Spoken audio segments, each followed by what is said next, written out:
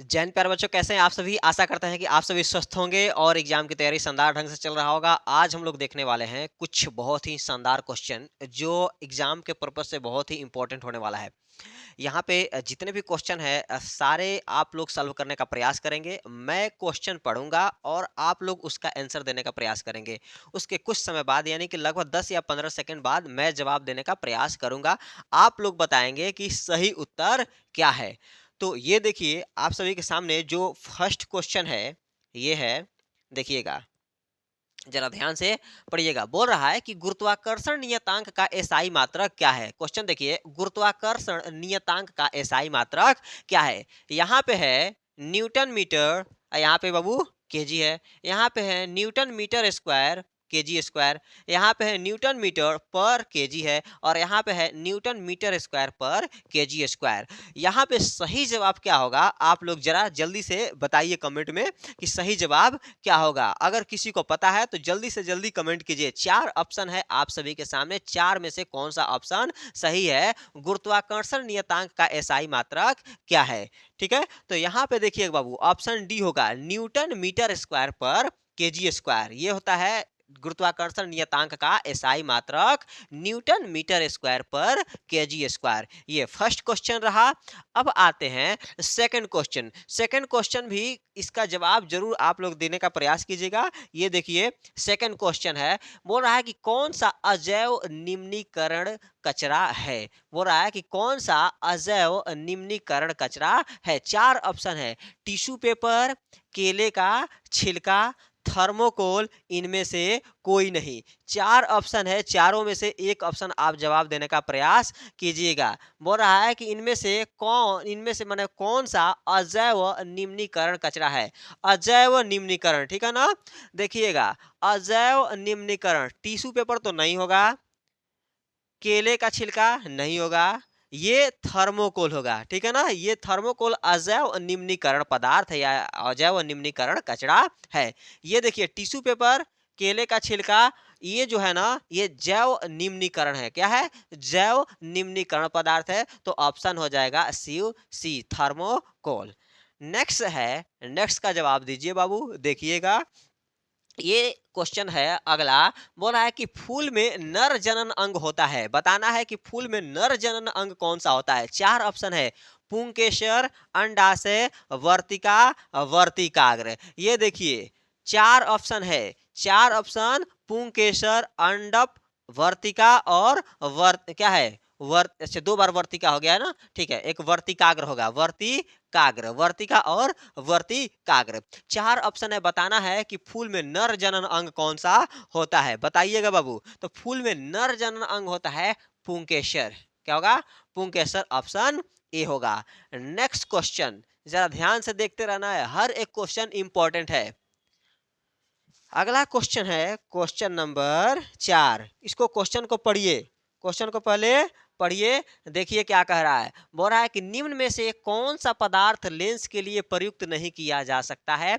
ये चार पदार्थ दिए हुए हैं, बताना है कि इनमें से कौन से पदार्थ द्वारा लेंस नहीं बनाया जा सकता है। पहला जल, प्लास्टिक, कांच और मिट्टी। जल, प्लास्टिक, कांच और मिट्टी। जवाब दीजिए जल्दी से, कौन सा ऑप्शन होगा जिसके द्वारा लेंस नहीं बनाया जा सकता है। तो ये होगा ऑप्शन डी, मिट्टी। मिट्टी द्वारा लेंस नहीं बनाया जा सकता है। ये हो गया चार क्वेश्चन। अब आते हैं अगला, नेक्स्ट क्वेश्चन देखते हैं, क्वेश्चन नंबर 5। जरा ध्यान से बाबू देखते रहना है, हर एक क्वेश्चन इंपॉर्टेंट होने वाला है। बोल रहा है क्वेश्चन नंबर 5, निम्नलिखित में सदिश राशि यानी कि वेक्टर क्वांटिटी कौन है। निम्नलिखित में सदिश राशि यानी कि वेक्टर क्वांटिटी कौन है। ऑप्शन है चाल, त्वरण, समय, दूरी। बताइए, चाल, त्वरण, समय, दूरी। जितना जल्दी हो सके कमेंट करके जवाब दीजिए बाबू। अब इसका जवाब क्या होगा, क्या, चाल, त्वरण, समय और दूरी। क्वेश्चन नंबर 5 का चार ऑप्शन दिया हुआ है, बताना है कि कौन सा वेक्टर क्वांटिटी यानी कि सदिश राशि है। तो यहाँ पे हो जाएगा बाबू त्वरण, एक्सेलरेशन। त्वरण यानी कि एक्सेलरेशन बताना है, ये है ऑप्शन बी, चौथा। ठीक है, पांचवा का ऑप्शन बी होगा, त्वरण वेक्टर क्वांटिटी है। नेक्स्ट क्वेश्चन देखिए, क्वेश्चन नंबर 6। क्वेश्चन नंबर 6 बोल रहा है कि गति के किस नियम से बल को मापा जाता है? गति के किस नियम से बल को मापा जाता है? जवाब दीजिए। पहला है प्रथम नियम, द्वितीय नियम, तृतीय नियम और इनमें से सभी। चार ऑप्शन है बाबू, बताना है कि प्रथम नियम, द्वितीय नियम, तृतीय नियम और इनमें से सभी। क्वेश्चन है गति के किस नियम से बल को मापा जाता है? क्वेश्चन नंबर 6 बताइएगा। तो देखिएगा, प्रथम नियम से नहीं मापा जाता है, तृतीय नियम से नहीं मापा जाता है, तो हो जाएगा द्वितीय नियम। गति के द्वितीय नियम से बोल रहा है कि बल को मापा जाता है, ऑप्शन बी हो जाएगा। नेक्स्ट क्वेश्चन देखा जाए। Next question, question number 7। Question number 7 देखिए बाबू।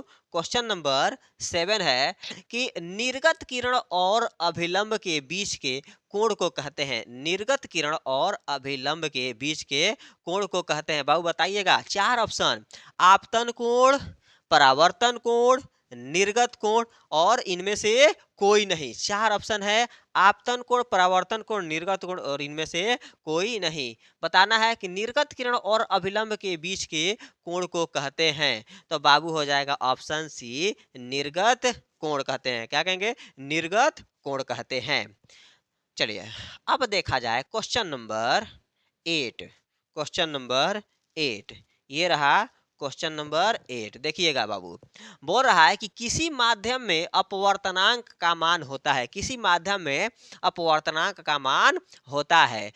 अब पहला ऑप्शन है साइन आई बटे साइन आर, दूसरा sine I equal to sine R, तीसरा है sine I into sine R और चौथा है सभी उत्तर सही है। चौथा क्या है? सभी उत्तर सही है। तो ये हो जाएगा ऑप्शन ए, साइन आई बटे साइन आर। क्या होगा? साइन आई बटे साइन आर। अब देखा जाए अगला क्वेश्चन, क्वेश्चन नंबर 9। ये रहा क्वेश्चन नंबर 9। देखिएगा बाबू। बोल रहा है कि सामान्य दृष्टि वाले व्यक्ति के लिए नेत्र की सुस्पष्ट दर्शन की न्यूनतम दूरी होती है। सामान्य दृष्टि वाले व्यक्ति के लिए नेत्र की सुस्पष्ट दर्शन की न्यूनतम दूरी होती है। तो बाबू देखिएगा, ये होगा 25 सेंटीमीटर। 25 सेंटीमीटर। क्या बाबू? 2 मिनट। हाँ, 25 सेंटीमीटर। ये हो जाएगा ऑप्शन सी। अब आते हैं नेक्स्ट क्वेश्चन, क्वेश्चन नंबर 10 देखिए। ये क्वेश्चन नंबर 10 है। बोल रहा है कि जब कोई वस्तु एक निश्चित बिंदु से आगे पीछे चलती है तो इस गति को कहते हैं बाबू।